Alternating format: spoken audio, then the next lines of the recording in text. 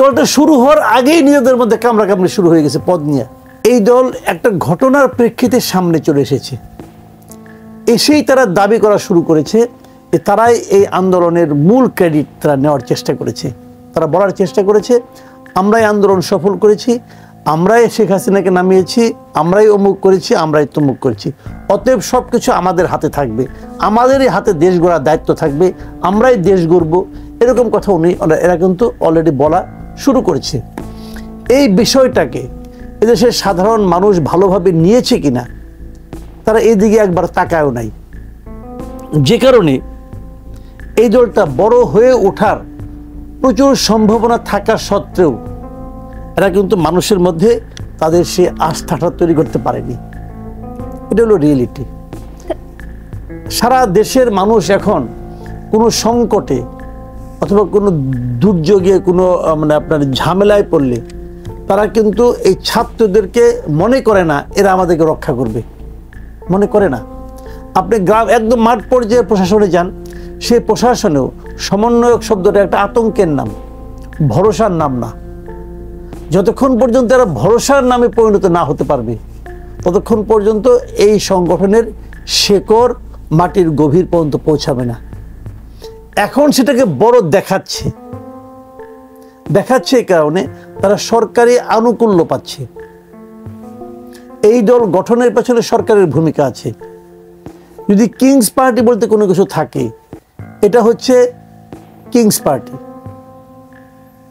সরকারের আনুকূল্য পাচ্ছে বলেই যে দলের কোনো শেকড় নাই, যে দলের উদ্যোক্তাদের কোনো ইনকাম নাই, যে দলের প্রধান যিনি আহ্বায়ক হতে যাচ্ছেন নাহিদ ইসলাম, উনি বলেছেন যে ওনার ব্যাংকে 6 মাসে মাত্র 10 লাখ টাকা ঢুকেছে, ওনার এখন মাত্র 1 লাখ টাকার স্থিতি আছে।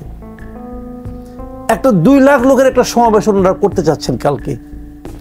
2 লাখ লোকের একটা সমাবেশ করতে কত টাকা ব্যয় হয় আপনি জানেন? কত কোটি টাকা ব্যয় হয়? টাকাটা কোত্থেকে আসবে? এই টাকাটা কোত্থেকে আসছে আপনি আমাকে এটা বোঝান ভাই। এবং এই টাকাটা যদি বলবে আমাদের শুভানুধ্যায়ীরা দিচ্ছে, কোনো শুভানুধ্যায়ী নাই বাংলাদেশে। কে শুভানুধ্যায়ী? নাম দেখ, সবগুলো শুভানুধ্যায়ী নাম এবং তালিকা আমি দেখতে চাই যে আমার এই শুভানুধ্যায়ী 1 লাখ টাকা দিচ্ছে, এই শুভানুধ্যায়ী 1 কোটি টাকা দিচ্ছে, নামের তালিকা দেখতে চাই। এই অনুষ্ঠানে কত টাকা খরচ হয়েছে তার একটা তালিকা আমি দেখতে চাই। দেখাতে পারবে? ট্রান্সপারেন্ট হোক, ট্রান্সপারেন্ট দেখতে চাই, ট্রান্সপারেন্সি দেখাতে পারবে না? পারবে না। এটা আরেকটা গড্ডালিকা প্রবাহে ঢুকছে। এবং আমি মনে করি না রেহমান সুমান সাহেবের বয়স হয়েছে, ওনার প্রতি আমি শ্রদ্ধা রেখে বলছি, উনি ঠিক বলেন নাই। উনি বাংলাদেশের পলিটিক্যাল পার্টির কালচারটা বুঝতে পারছেন বলে আমার কাছে মনে হয় না। এটা সেই তৃতীয় দল, প্রত্যাশিত তৃতীয় দল হতে যাচ্ছে না। দলটা শুরু হওয়ার আগেই নিজেদের মধ্যে কামড়াকামড়ি শুরু হয়ে গেছে পদ নিয়ে। আমি আজকের পত্রিকা, বিভিন্ন পত্রিকা এই দলের 7 জন লোকের নাম পাইছি, যার নাকি 7 জন লোক থাকতেছে। নাহিদ ইসলাম, আখতার হোসেন, সার্জিস আলম, তারপরে আপনার হাসনাত আবদুল্লাহ, আব্দুল হান্নান মাসুদ, এরকম পেলাম। এই সবগুলি ঢাকা ইউনিভার্সিটির। এই প্রসঙ্গেই যদি আরেকটু আসি যে নতুন ছাত্র সংগঠনের আত্মপ্রকাশ ঘটেছে 26 ফেব্রুয়ারি এবং বৈষম্যের অভিযোগ রয়েছে, হাতাহাতি, কমিটি নিয়ে প্রতিযোগিতা, এবং যারা একসাথে, আমার প্রশ্নটা হলো যারা একসাথে জুলাইয়ে রাজপথে ছিল তাদের মধ্যে এই যে বিভাজন এত অল্প সময়ের মধ্যে কেন আমরা দেখতে পাচ্ছি? এটাই তো মূল কথা। এই অল্প সময়ের মধ্যে বিভাজনের পেছনে একাধিক কারণ আছে। আমি 2-3টা কারণ বলি আপনাকে। প্রথমত কারণটা হলো ক্ষমতা এবং প্রাপ্তিযোগের আকাঙ্ক্ষা। তারা ভেবেছে এখানে আমি যদি থাকতে পারি, আমি নেতা হই, আমার প্রাপ্তিযোগটা আমার খুব স্মুথ হবে। প্রাপ্তিযোগটা কি ধরনের? আমি এই জাতীয় কি এটার নাম করেছে ছাত্র সংসদ নাকি নাম বানাইছে, আমি যদি এই দলের প্রধান হই, আমি যে কোনো সময় সচিবালয়ে ঢুকতে পারবো, আমি যে কোনো সময় তদবির করতে পারবো, আমি বলতে পারবো আমি ছাত্র এই সংসদের আমি সভাপতি, আমি সেক্রেটারি। মানে যে জিনিসটা আগে ছাত্রলীগের ছিল, ছাত্রলীগের একটা গুরুত্বপূর্ণ পদ পাওয়ার জন্য 1-1.5 কোটি টাকা ইজিলি সবাই খরচ করতে পারতো। কেন বলেন কেন? কারণটা হলো যে এই টাকাটা আমার উঠে আসবে 6 মাসের মধ্যেই।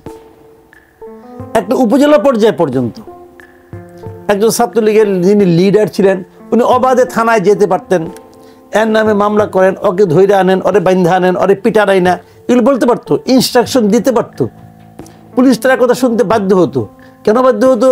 বাধ্য না হলে ওই পুলিশ কর্মকর্তাকে ওখান থেকে বদলি করা তার জন্য 1-2 মামলা ছিল। লোকে এই জন্য ভয় পেত। মানে সরকার এবং প্রশাসন যখন একটা পার্টিকুলার সংগঠনকে সহায়তা করে তখন সেই সংগঠনটা পাওয়ারফুল হয়ে যায়। ছাত্রলীগ খুব পাওয়ারফুল ছিল, এখন হয় না কেন? সরকারে তারা নাই, এই জন্য নাই। কালকে আওয়ামী লীগ সরকার আসুক, দেখবেন আবার ছাত্রলীগ পাওয়ারফুল হয়ে গেছে। কালকে বিএনপি সরকার আসুক, দেখবেন যে ছাত্র দল তখন পাওয়ারফুল হয়ে গেছে। তাদের কথায় সব চলবে। এটা কতদিন চলবে? যতদিন পর্যন্ত না প্রশাসন বুঝবে যে এদেরকে হেল্প না করলেও আমার কোনো সমস্যা হবে না। যদি প্রশাসন এটা বুঝে, থানার ওসি যদি জানতো যে আমি যদি এই ছাত্র নেতাকে তার কথা অনুযায়ী না চলি, আমি যদি আমার নিয়ম অনুযায়ী চলি, তাহলে আমার ঊর্ধ্বতন কর্তৃপক্ষ অথবা আমার সরকার আমাকে কোনো শাস্তি দেবে না, তাহলে কিন্তু এদের কথা কেউ শুনতো না। কিন্তু এখন তারা সেই ভয়টা পায়। চট করে যদি বলে বসে, এখনকার যে যারা ছাত্র আছে, যে কোনো একদম ওসিকে বলে বসলো, এ তো স্বৈরাচারের দোষর। ও জানে যে এইটুকু বলার কারণে তাকে কি ভোগান্তি ভোগ করতে হবে, সে জানে। সিম্পলি রাজশাহী বিশ্ববিদ্যালয়ের একজন স্টুডেন্ট, সেকেন্ড ইয়ার একটা স্টুডেন্ট, সে একটা স্ট্যাটাস দিয়েছিল যে এই যে এএসপি হচ্ছে না, এএসপির যেদিন পরের দিন তাদের পাসিং আউট, পরের দিন পাসিং আউট ছিল, ওই দিন তারা বেরিয়ে যাবে, ট্রেনিং সব শেষ। ওই একটা ছাত্রের একটা স্ট্যাটাস, ফেসবুক স্ট্যাটাসের কারণে সেটা প্রায় কয়েক মাস পিছিয়ে গেছিল। শুনলাম এর মধ্যে নাকি তারা পাসিং আউট হয়েছে, তাও 6 জনের চাকরি গেছে। 6 জন এএসপি, যা নাকি 40তম বিসিএসে পুলিশ হয়েছিল, সেরকম 6 জন লোকের চাকরি নাই ওই একটা সেকেন্ড ইয়ারের একটা স্টুডেন্টের স্ট্যাটাসের কারণে। অথচ এই 40তম বিসিএস এর অন্যান্য ক্যাডার যারা, তারা কিন্তু সবাই চাকরি করতেছে। পুলিশ এটা যেহেতু অন্য ক্যাডারের চেয়ে 1 বছর বাড়তি ট্রেনিং করতে হয়, এই ট্রেনিংয়ের কারণে একটু সময় পাইছে, এর মধ্যে ওই সেকেন্ড ইয়ারের পুরো স্ট্যাটাসের কারণে 6 জনের চাকরি নাই। আপনি ভাবতে পারেন 6টা ছেলে, 6টা মেয়ে, ছেলে মেয়ে যাই থাক, ওরা যে কজন আছে, এরা পরিশ্রম তো করেছে। তাদের অপরাধ কি? তাদেরকে মনে করা হচ্ছে তারা একসময় ছাত্রলীগ করতো। ছাত্রলীগ তো অনেকেই করতো। ওই 40তম বিসিএসে অন্য ক্যাডার যারা ছাত্রলীগ করতো, তাদেরকে বাদ দেন না কেন? তারা তো চাকরি করতেছে, বেতন তুলতেছে, তাদেরকে বাদ দিচ্ছেন না কেন? পারছেন না কেন? তো এইখানে এসে আপনার যত গুরুত্ব কেন? এইগুলি হয় কি জানেন, এখন তারা পাওয়ারফুল। যদি এই সরকার না থাকে, কালকে ওদের একটা পলিটিক্যাল গভর্নমেন্ট আসে, সেই গভর্নমেন্টকে ওই সেকেন্ড ইয়ারের ছেলে ওই আপনার বৈষম্যবিরোধী ছাত্র আন্দোলনের একজন স্ট্যাটাসে কাজ করবে না। তারা জাজ করে দেখবে আসলে কি, সে কি অযোগ্য কি যোগ্য দেখবে।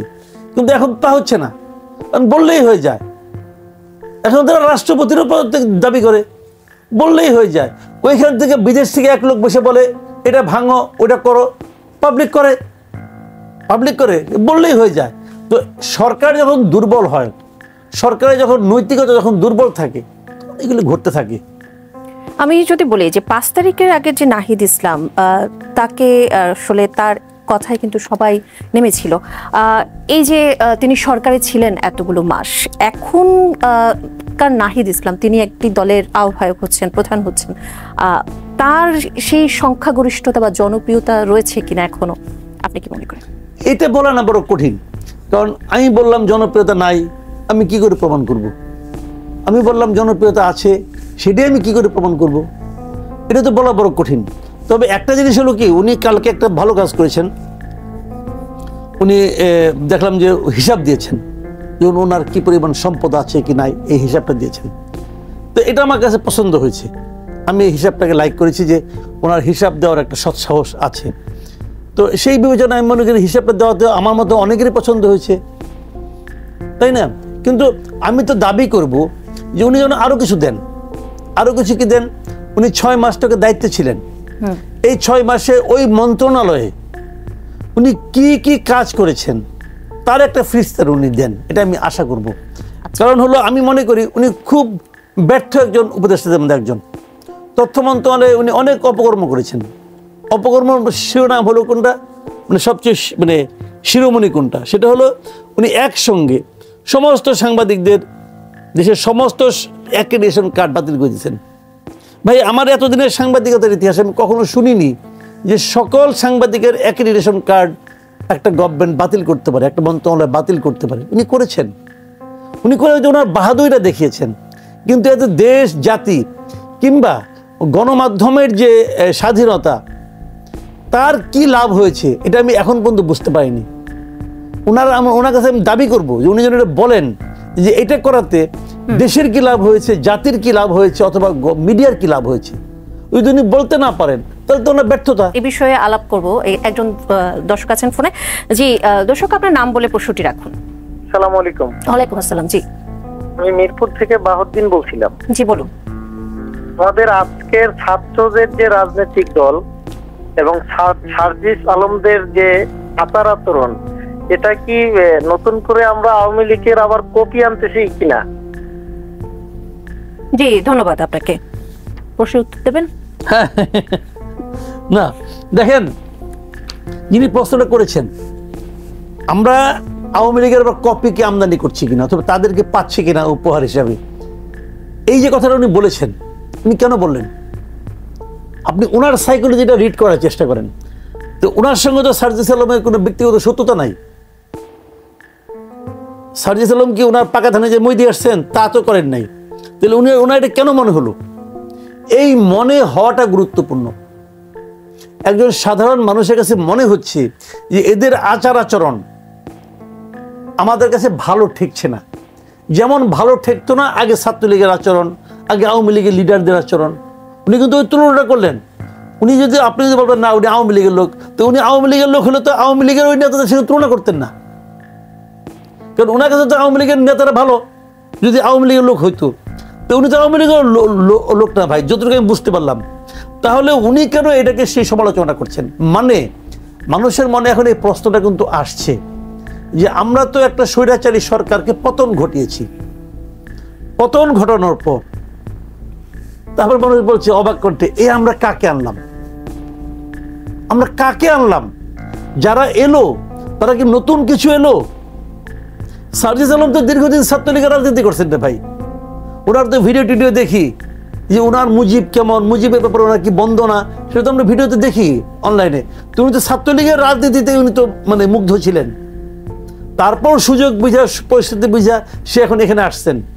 তো ওই অতদিনের যে প্র্যাকটিসটা, সেটা কি এত দ্রুত শেষ হয়ে যাবে? নাও হইতে পারে। হয়তো উনি যে বলতেছেন উনি হয়তো ওই জিনিসটাই দেখছেন ওর মধ্যে। আমি জানি না উনি কি আচরণ, কোন আচরণ দেখে বলছেন, কিন্তু আছে তো এদের মধ্যে সেই ঔদ্ধত্য তো আছে।